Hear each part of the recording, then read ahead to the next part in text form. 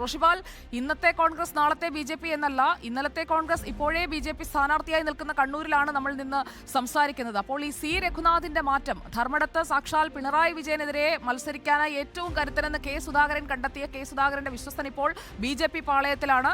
K Sudhakaran ബി.ജെ.പിയിലേക്ക് പോകുമെന്നുള്ള ട്രോളുകളായിരുന്നെങ്കിൽ അദ്ദേഹത്തിന്റെ വിശ്വസ്തൻ BJP പാളയത്തിലെത്തി, അതും അദ്ദേഹത്തിനെതിരെ എതിർ സ്ഥാനാർത്ഥിയായി വരുന്ന രാഷ്ട്രീയ കൗതുകമാണ് നമ്മൾ കണ്ടുകൊണ്ടിരിക്കുന്നത്. അപ്പോൾ ഇക്കുറി കണ്ണൂരിൽ സി രഘുനാഥ് ഒരു പ്രധാന ഘടകമായി മാറാനുള്ള സാധ്യത കാണുന്നുണ്ടോ റോഷിപാൽ? സുജയ, സി രഘുനാഥിന്റെ കൂടുമാറ്റം കെ സുധാകരനെ സംബന്ധിച്ചിടത്തോളം വലിയ രാഷ്ട്രീയ തിരിച്ചടി തന്നെയാണ്. കാരണം ധർമ്മടത്ത് മറ്റ് പല നേതാക്കളും മത്സരത്തിന് സന്നദ്ധരായ ഘട്ടത്തിൽ അതിനേക്കാൾ കരുത്തനാണ് രഘുനാഥ് എന്ന് പ്രഖ്യാപിച്ചുകൊണ്ടാണ് സുധാകരൻ രഘുനാഥിനെ മുഖ്യമന്ത്രി പിണറായി വിജയനെതിരെ മത്സര രംഗത്തിറക്കുന്നത്.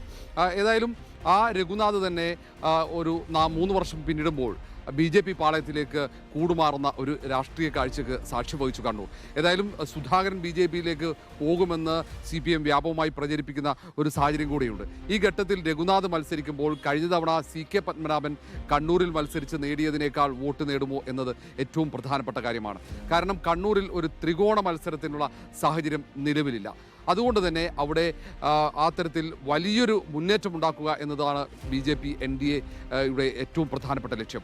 ഒന്ന്, അവിടെ സി രഘുനാഥ് പിടിക്കുന്ന വോട്ടുകൾ ആരുടേതായിരിക്കും എന്ന ചോദ്യമാണ് ഏറ്റവും പ്രധാനം. ഒന്ന്, കോൺഗ്രസിൽ വലിയ ബന്ധങ്ങൾ രഘുനാഥിനുണ്ട്. അത് പ്രാദേശിക തലത്തിൽ തന്നെയുള്ള ബന്ധങ്ങൾ. ആ ബന്ധങ്ങൾ കൃത്യമായി ഉപയോഗിച്ചാൽ ഒരു പക്ഷേ അത് കോൺഗ്രസിന് അല്ലെങ്കിൽ UDF-ന് വലിയ തിരിച്ചടിയായി മാറാനുള്ള സാധ്യതയാണ് നിലവിലുള്ളത്. ഏതായാലും രഘുനാഥ് CK പത്മനാഭൻ കഴിഞ്ഞ ലോക്സഭാ തെരഞ്ഞെടുപ്പിൽ നേടിയ 65,000-ലേറെ വോട്ടിനപ്പുറത്തേക്ക് നേടുമോ എന്നത് ഏറ്റവും പ്രധാനപ്പെട്ട കാര്യം. കഴിഞ്ഞ 2 ലോക്സഭാ തെരഞ്ഞെടുപ്പുകളിലും BJPക്ക് വോട്ടിംഗ് ശതമാനത്തിൽ ചെറിയ രീതിയിലെങ്കിലും വർധനവ് ഉണ്ടായിട്ടുണ്ട്. ആ തരത്തിൽ ഒരു വർധനവ് ഉണ്ടാക്കുന്നത് അല്ലെങ്കിൽ ഒരു മുന്നേറ്റം ഉണ്ടാക്കുന്നത് തന്നെ BJPയെ സംബന്ധിച്ചിടത്തോളം, NDA സംബന്ധിച്ചിടത്തോളം വലിയ വിജയം തന്നെയാണ്. ഒരു കാലത്ത് CPM-ഉം RSS-ഉം BJPയും ഒക്കെ നേർക്കുനേർ ഏറ്റുമുട്ടി, അത് ശാരീരികമായി തന്നെ ഏറ്റുമുട്ടൽ നടന്ന ഒരു പ്രദേശം കൂടിയാണല്ലോ കണ്ണൂർ. സുജയ സ്വാഭാവികമായി ആ മേഖലകളിലൊക്കെ യാത്ര ചെയ്തതാണ്. എൻ്റെ നാടിൻ്റെ തൊട്ടപ്പുറത്താണ്. എത്രയോ പേർ അവിടെ കൊല ചെയ്യപ്പെട്ടു. രാഷ്ട്രീയ കൊലപാതകത്തിൻ്റെ ഒരു കേന്ദ്രം കൂടിയായിരുന്നല്ലോ. ഒരു ഇടവേളയാണിപ്പോൾ. ഇപ്പോൾ രാഷ്ട്രീയ സംഘർഷങ്ങളില്ല, തർക്കങ്ങളില്ല.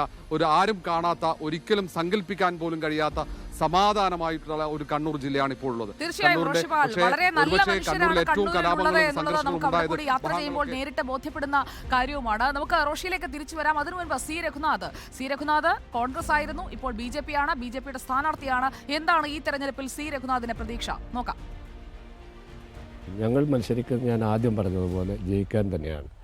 അത് ആളുകൾ തമാശയാക്കും, ചാനലുകാരൊക്കെ തമാശയാക്കും. അതെങ്ങനെയാണ്? അതിനൊരു നമുക്കറിയാം, 60,000 വോട്ട് കിട്ടിയ ബംഗാളിൽ പിറ്റത്തെ തെരഞ്ഞെടുപ്പ് 4 ലക്ഷം വോട്ട് നേടി BJP ജയിച്ചിട്ടുണ്ട്. അത് കേരളത്തിൽ നടക്കാൻ പോവുക. അതിൽ ആർക്കും ഒരു സംശയമുണ്ട്. കേരളത്തിലെ ജനങ്ങൾ മടുത്തിരിക്കുന്ന ഈ 2 കപട മുന്നണികളെയും കേരളത്തിലെ ജനങ്ങൾ മടുത്തിരിക്കും. അതൊരു തവണ അതൊന്ന് തകർത്താൽ മതി. എന്നാലും കേരളത്തിലെ അക്കൗണ്ട് തുറക്കുകയും മോഡിജിക്ക് 400 മേലെ എന്നുള്ളതാണ് മോഡിജിയുടെ സങ്കല്പം.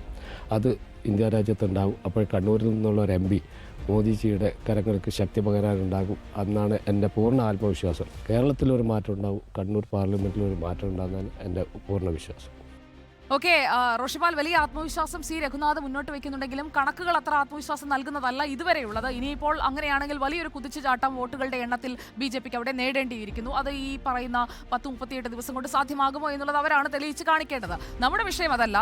സി രഘുനാഥ് ഒരു സ്പോയിലർ ഇഫക്റ്റ് അവിടെ ഉണ്ടാക്കുമെന്നുള്ള കാര്യത്തിൽ ആർക്കും സംശയമില്ലാത്ത രീതിയിലാണ് ഇപ്പോൾ അവിടുത്തെ രാഷ്ട്രീയ വിശകലനങ്ങൾ. നാട്ടുകാരായാലും പറയുന്നത് രഘുനാഥ് കൊണ്ടുപോകുന്ന വോട്ട് അത് സുധാകരന്റെ വോട്ട് കുറയ്ക്കുമോ, അതല്ല BJPയുടെ എല്ലാ വോട്ടും സി രഘുനാഥിന് പോൾ ചെയ്യുമോ, അതോ ആ വോട്ട് സുധാകരനിലേക്ക് പോകുമോ? അങ്ങനെയുള്ള ഒരു ആശയക്കുഴപ്പം അവിടെ ഉണ്ടാക്കിയിട്ടുണ്ടോ സി രഘുനാഥിന്റെ സ്ഥാനാർത്ഥിത്വം? സുജയ, സംശയമില്ല, രഘുനാഥ് പിടിക്കുന്ന വോട്ടുകൾ ആരുടേതാണ് എന്ന ചോദ്യമാണ്. അതിൽ കോൺഗ്രസിന് വലിയ ആശങ്കയുണ്ട്.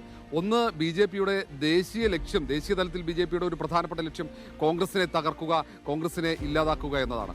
അങ്ങനെയെങ്കിൽ അവിടെ സുധാകരൻ പരാജയപ്പെട്ടാൽ തന്നെ അത് BJPയുടെ വിജയമായി തന്നെ കാണേണ്ടി വരും.